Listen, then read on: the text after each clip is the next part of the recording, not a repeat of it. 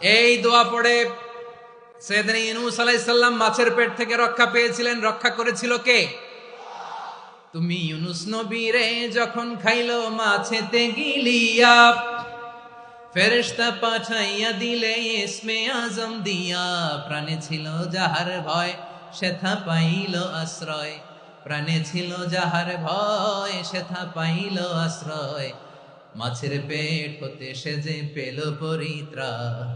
আল্লাহু আল্লাহু তুমি জাল্লে জালালুহু, শেষ করা তো যায় না গে তোমার গুণগান।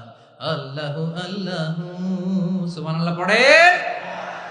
লা ইলাহা ইল্লা আনতা সুবহানাকা ইন্নী কুনতু মিনাজ জালিমিন। বিশ্বনবী বললেন, দেয়ালে পিঠ থেকে গেলে, চোখে মুখে অন্ধকার, বাঁচার কোনো উপায় নাই, তখন এই দোয়াটা পড়তে হবে।